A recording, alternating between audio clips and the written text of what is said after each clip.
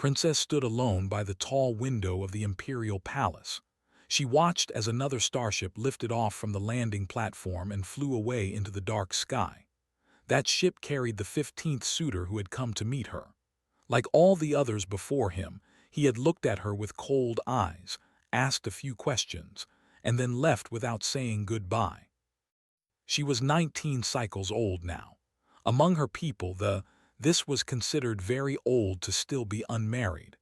Most nobles chose their partners at 15 cycles, but was different from other, and that difference had made her unwanted by everyone. The people had changed themselves over many centuries. They had removed emotions from their minds because they believed feelings made them weak. They became cold and logical, like living machines. They did not laugh or cry or love. They simply existed, making decisions based on numbers and calculations. But something had gone wrong when was born. She had been born with empathy, the ability to feel what others were feeling. When someone near her was sad, she felt their sadness in her own heart. When someone was happy, their joy touched her soul. This made her very different from every other, and her people hated her for it. The door behind her opened with a soft sound. Counselor walked in, his pale face showing no expression as always. He was her father's most trusted advisor, and he had never once shown any kindness. "The ambassador has left," announced. "He said his prince cannot marry someone with genetic problems. He was worried that your defect might pass to their children." Did not turn around. She already knew what he would say. She had heard similar words many times before. "The emperor wishes to speak with you," continued. "He is not pleased." Followed through the long hallways of the palace. The walls were made of smooth white stone, perfectly clean and perfectly cold. There were no paintings or decorations anywhere. They did not see the point of beauty. Everything in their world served a purpose, and beauty served no purpose at all. The throne room was a massive space with a ceiling so high it disappeared into shadows. Emperor sat on his throne made of black crystal, watching his daughter approach with eyes that held no warmth. He had never hugged, never told her he loved her, never shown any sign that he cared about her at all. To him, she was simply a problem that needed to be solved. 15 suitors, Emperor said. His voice was flat and cold. 15 noble houses from across the galaxy have come to consider you for marriage. All 15 have rejected you. "Yes, father," replied quietly. "They found you too emotional. They questioned your ability to lead. They worried you might show mercy to enemies." The emperor leaned forward slightly. "You have brought shame to our house. No major power in the galaxy wants anything to do with you." Felt the familiar pain in her chest.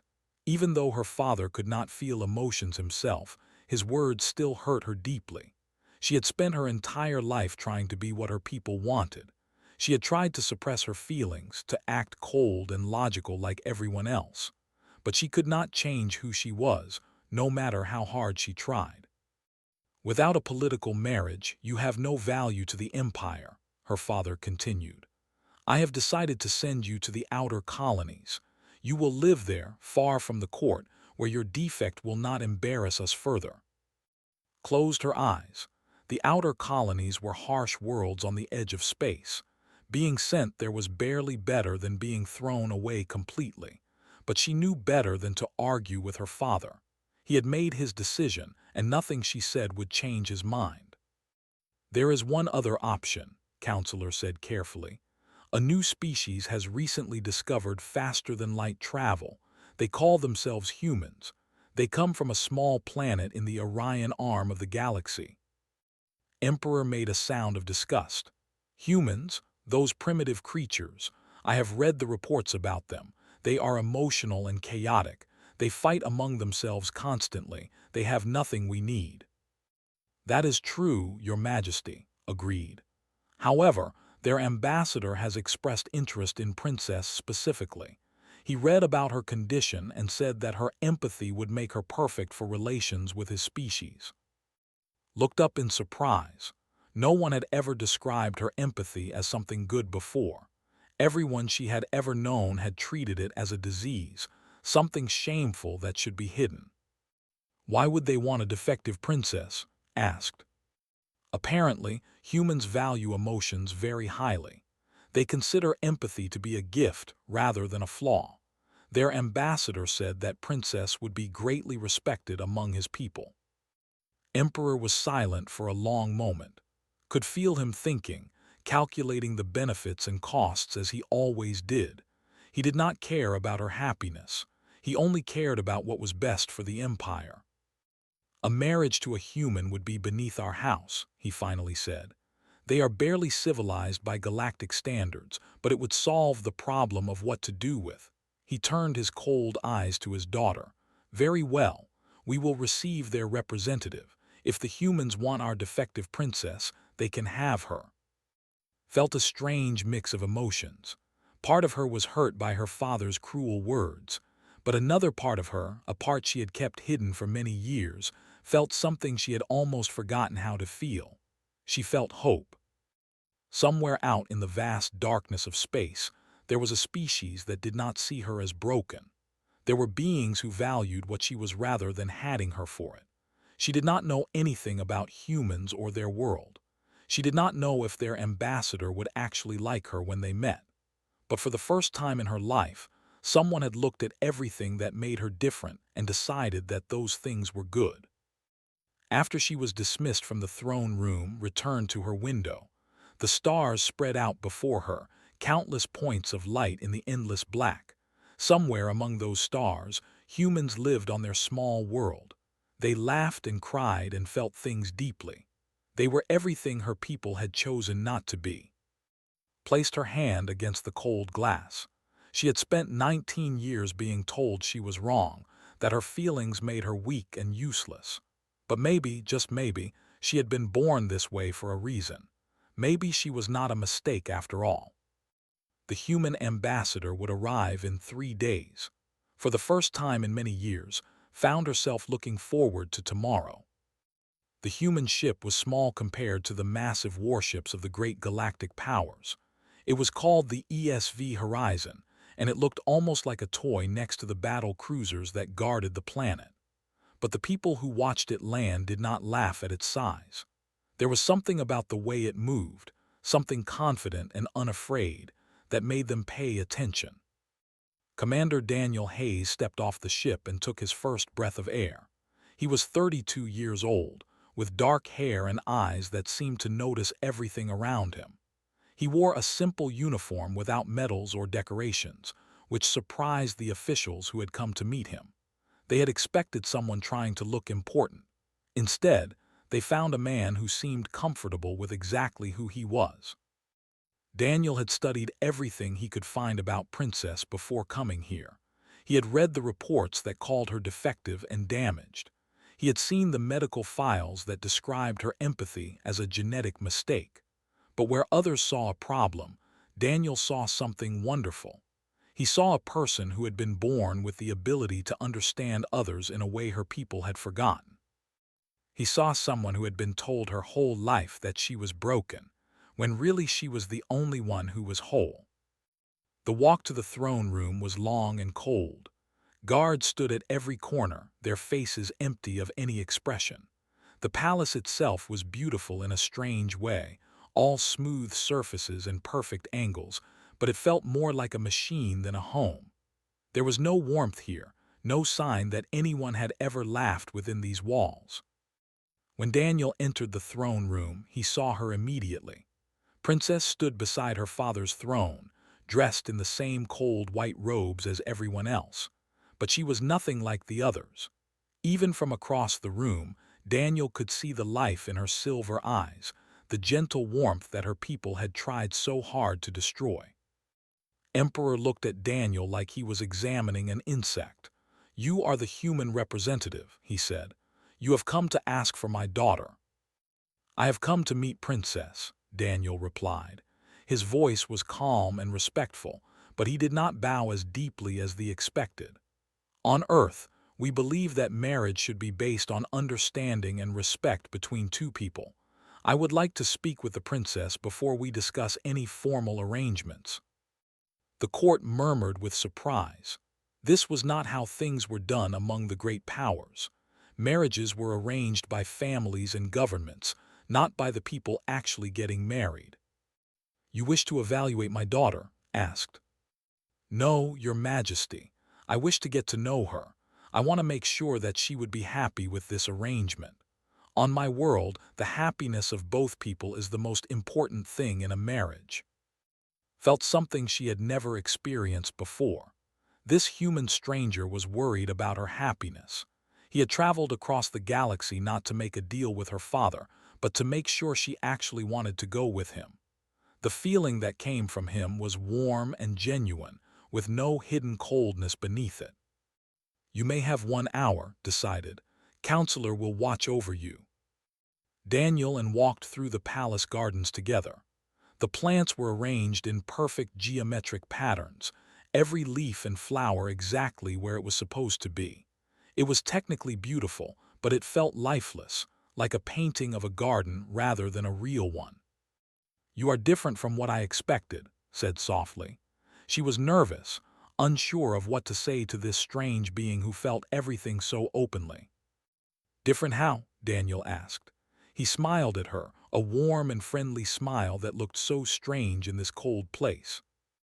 "The reports said humans were chaotic and primitive, but you seem very calm." Daniel laughed, and the sound echoed off the stone walls. Realized she had never heard laughter in this garden before. "We can be chaotic," he admitted. "We get angry and scared, and sometimes we do foolish things because of how we feel.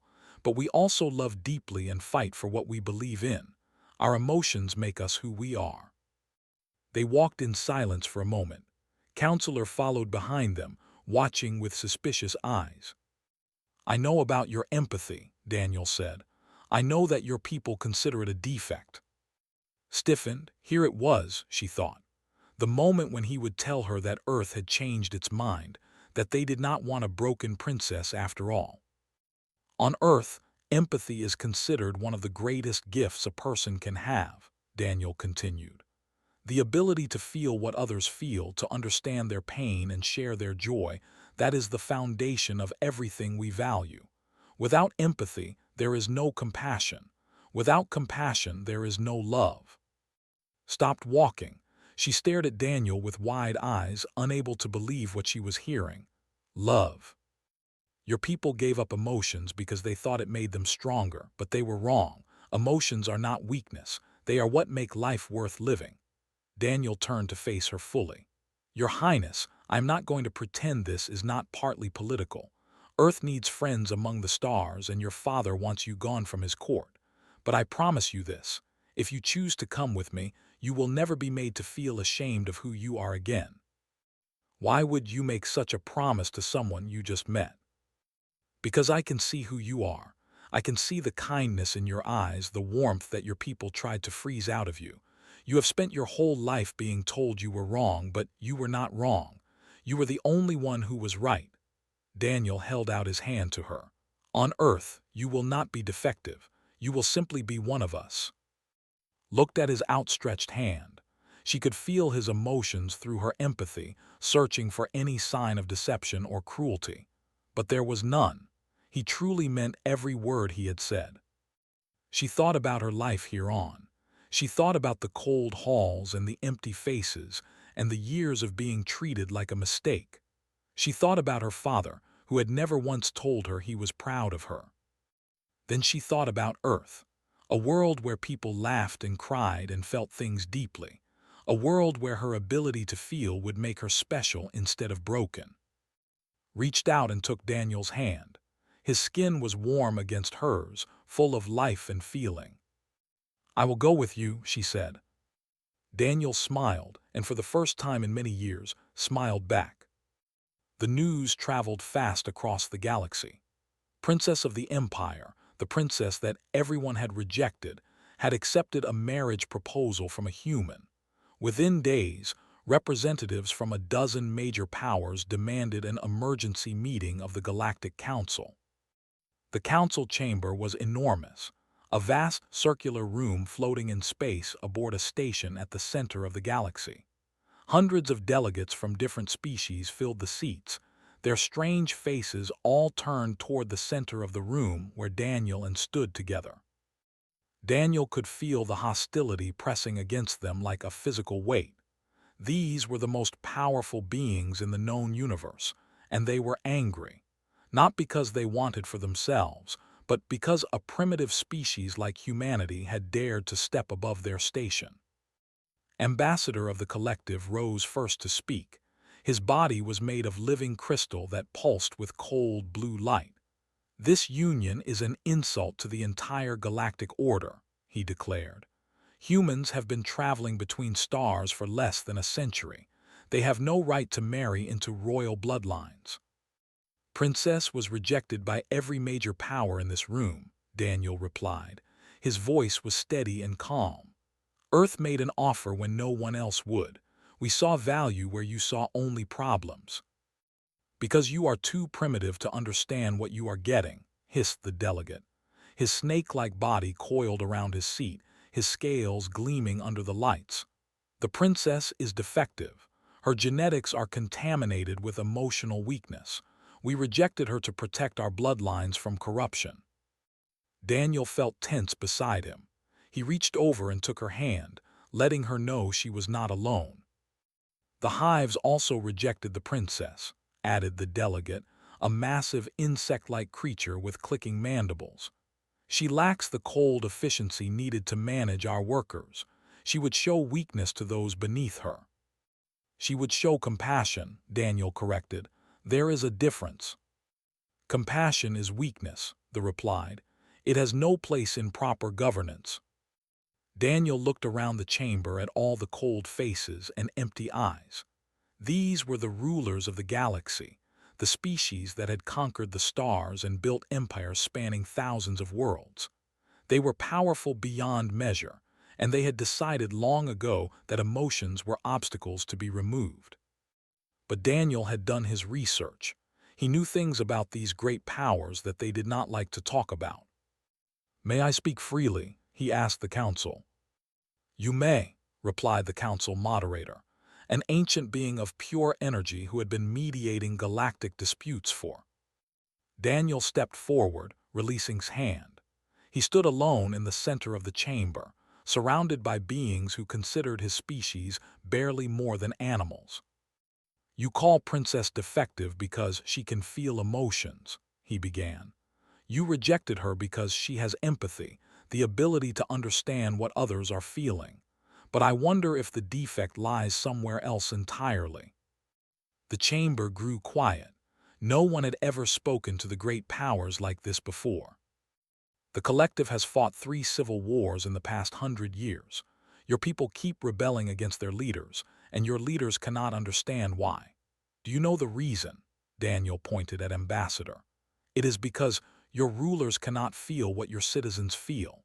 They make decisions based on pure logic, and they cannot understand why anyone would be unhappy with logically correct decisions. You have lost the ability to understand your own people." His crystal body pulsed angrily, but Daniel continued before he could speak. "The Empire has the highest suicide rate in the known galaxy. Your people end their own lives more than any other species. Why? Because you have engineered emotions out of your genetics so completely that your people cannot form bonds with each other. They cannot feel love or friendship or connection. They live alone inside their own heads, and eventually they decide there is no reason to keep living."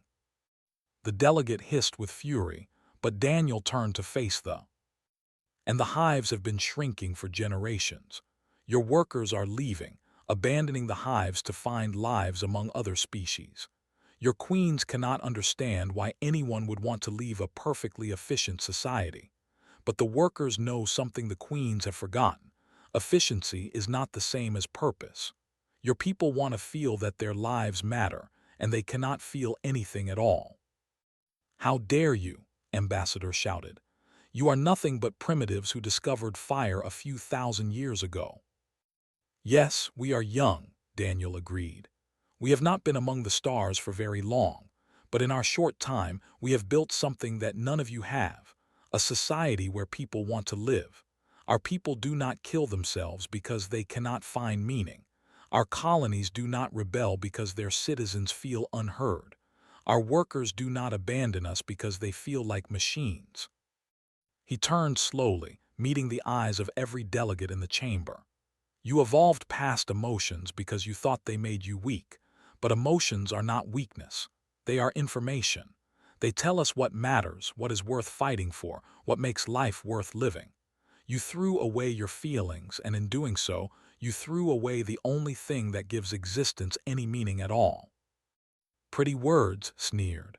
But words will not save your species. Humanity will destroy itself within 1,000 years, torn apart by your own emotional chaos. Maybe, Daniel admitted. Or maybe we will still be here, still feeling, still loving, still caring about each other and about life itself.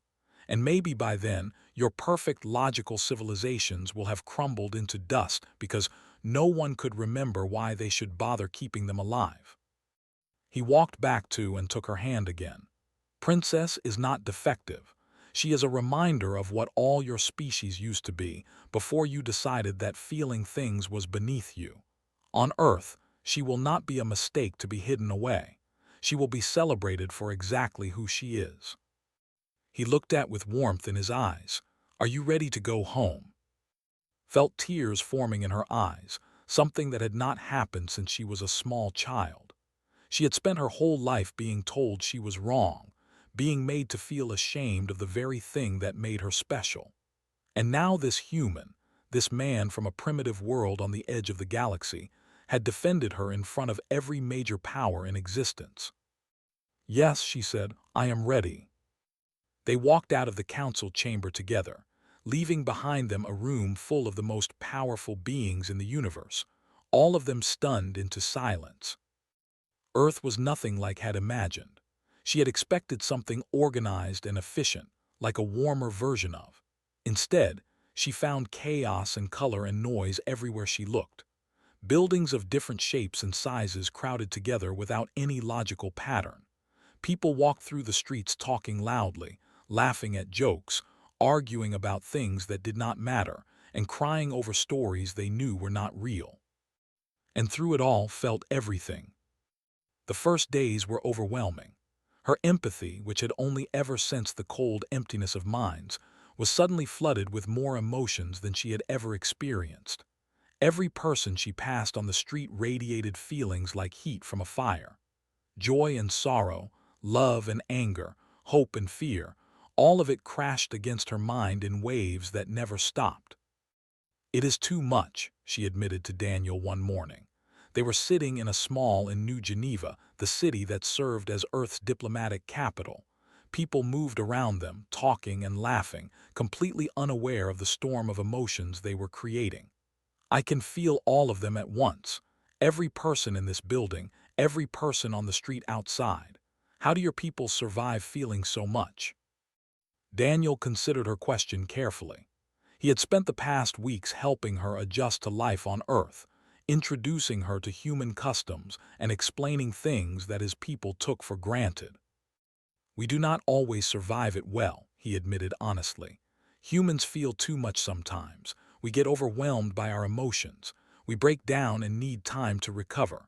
Some of us struggle our whole lives with feelings that are too big to handle. He paused and looked at her with gentle eyes. But we also have each other. When the feelings get too heavy to carry alone, we share them with the people we love. Share them? Did not understand. On showing emotion was considered shameful. The idea of deliberately sharing feelings with others was completely foreign to her. Come with me, Daniel said. Let me show you something. He took her to a park in the center of the city. It was a beautiful place, full of trees and flowers that grew in wild, natural patterns nothing like the geometric gardens of. Children ran across the grass, playing games and screaming with joy. An elderly couple sat on a bench nearby, holding hands and watching the sunset together. A young woman sat under a tree, crying quietly into her phone while her friend held her and whispered comforting words. Look around, Daniel said. What do you feel? Opened her senses and let the emotions wash over her. The children's joy was bright and pure, like sunlight on her face. The elderly couple's love was deep and warm, built over many years of shared experiences.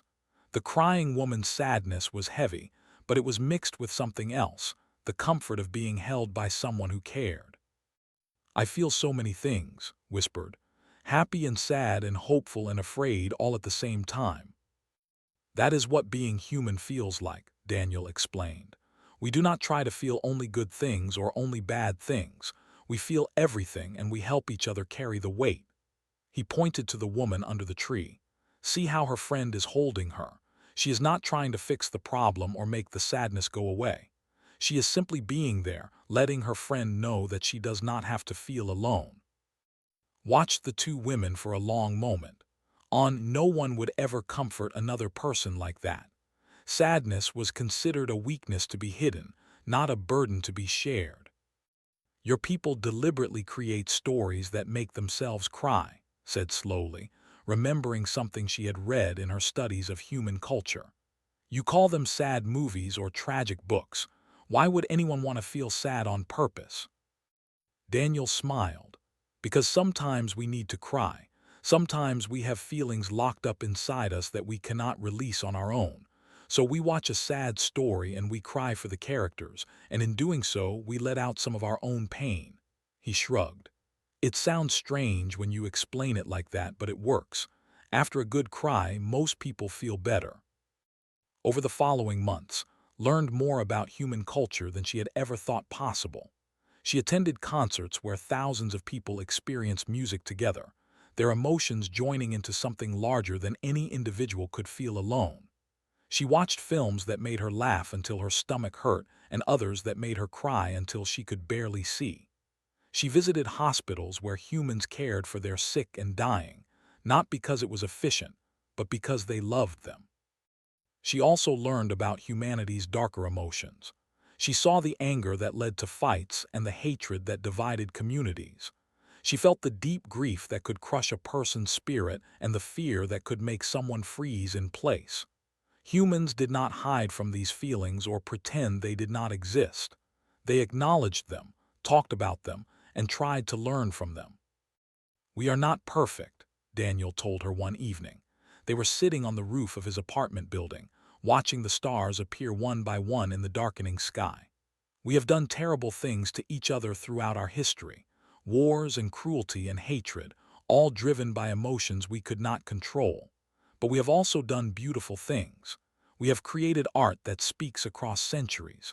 We have built civilizations based on the idea that every person has value.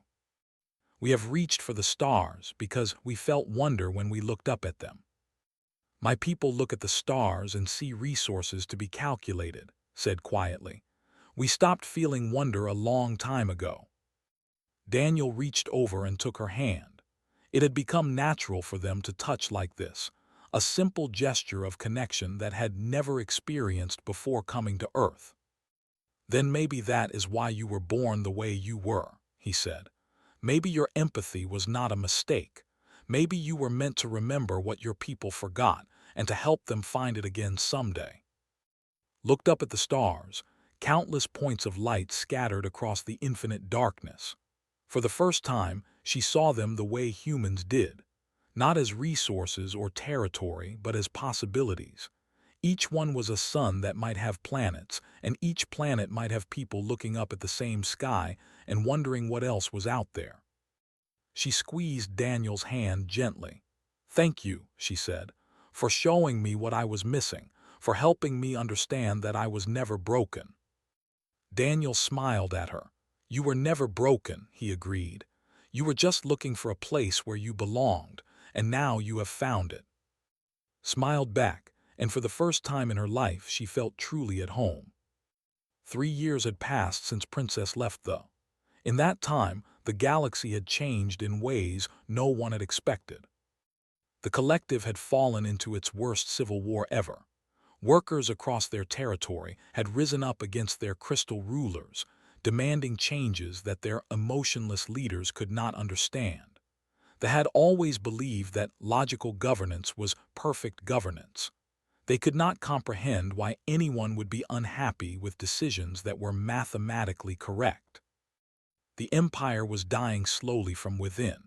Their population had stopped growing as more and more of their people simply lost the will to continue living. Without emotions, without love or hope or joy, there was nothing to make life feel worthwhile. They were not killing themselves out of despair. They were simply fatting away because they could not remember why existence mattered. The hives were losing workers every day. Millions of insects were abandoning their queens and fleeing to other worlds where they could find something more than endless efficiency. They wanted purpose, meaning, the feeling that their individual lives had value beyond serving the collective. And humanity had risen. Earth was still small compared to the great powers. Humans had only been among the stars for a little over a century, and their territory was just a tiny corner of the galaxy. But they had become something far more important than conquerors. They had become an example. Other species had started to notice that human colonies never rebelled. Human citizens did not kill themselves in despair. Human workers did not abandon their communities. Something about humanity was different, something that the cold and logical powers could not explain with their calculations.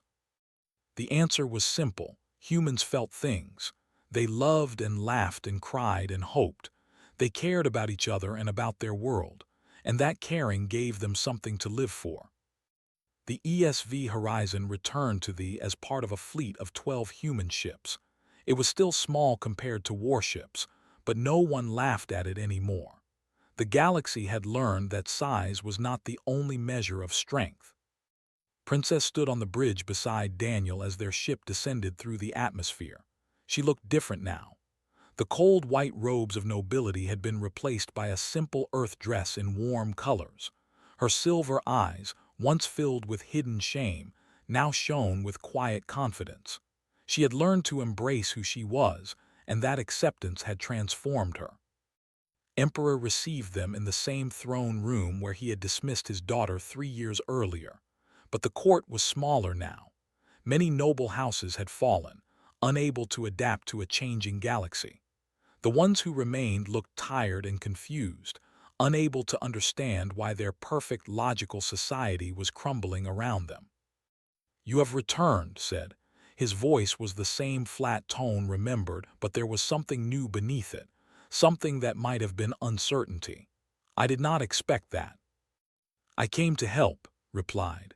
She stood tall before her father, no longer the frightened girl he had thrown away.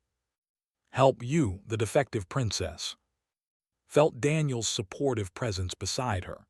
She drew strength from his emotions, his faith in her, his love. Yes, love. She had learned what that word meant on Earth, and she had found it with the man who had seen her value when no one else could. "I am not defective, father. I never was," stepped forward, meeting her father's cold eyes without fear. "I was born with something our species lost long ago. I was born with the ability to feel what others feel, to understand their pain and share their joy. You called it a weakness, but it was always a gift." "The old ways have served us for centuries," said, but his voice lacked its usual certainty. "The old ways are destroying you," gestured at the empty spaces in the throne room where noble houses had once stood. "Look at what your efficiency has created. An empire that functions perfectly but has nothing worth preserving. Citizens who exist but do not live. Leaders who calculate but do not care." She moved closer to her father's throne, close enough to feel the faint traces of emotion that still existed somewhere deep inside him. Her empathy had grown stronger during her years on Earth, and now she could sense things she had never noticed before. Beneath her father's cold exterior, buried under centuries of suppression, there was still a spark of something more. "I can feel it in you," said softly. "Somewhere inside you still remember what it was like to feel, to hope, to love. Your ancestors did not remove emotions completely. They just taught you to bury them so deep that you forgot they existed." His composure cracked just slightly. For a brief moment, something flickered in his eyes, something old and almost forgotten. Humanity is offering a different path, Daniel said, stepping forward to stand beside. We are not here to make into humans. We are here to help you remember what you used to be. Can help. She bridges both worlds. She understands your efficiency, but she also remembers the emotions you abandoned. Why would humans help us? Asked. We treated you with nothing but contempt. We called you primitives and animals. Because that is what empathy means, Daniel replied. It means caring about others even when they do not care about you. It means helping because help is needed, not because you will get something in return. Reached out and for the first time in her life, touched her father's hand. She felt him flinch at the contact, felt the walls he had built around his emotions tremble slightly. Let me help you, father, she said. Let me help our people, not because I want revenge for how I was treated, but because I have learned that no one deserves to live without feeling, not even those who rejected me. Emperor looked at his daughter for a long time. He saw the warmth in her eyes, the strength in her bearing, the peace that came from finally knowing who she was. She was everything he had been taught to despise. And yet, somehow, she seemed more alive than anyone he had ever known. Perhaps, the emperor said slowly, we have been wrong about many things. It was not an apology, did not apologize, but it was a beginning. Over the following decades, became a bridge between worlds. She taught her people how to access the emotions their ancestors had suppressed. She helped other declining species understand why their logical societies were failing. And she showed the galaxy that humanity's greatest strength was not their technology or their resources, but their stubborn insistence on feeling everything. The humans never became the dominant power in the galaxy. They remained a relatively small species in a vast universe, but they became something more important. They became an example, a reminder that civilization was not about efficiency or power or cold logic. It was about connection, about caring, about love. And Princess, once dismissed as defective by every major power in the known galaxy, became the most celebrated diplomat in human history.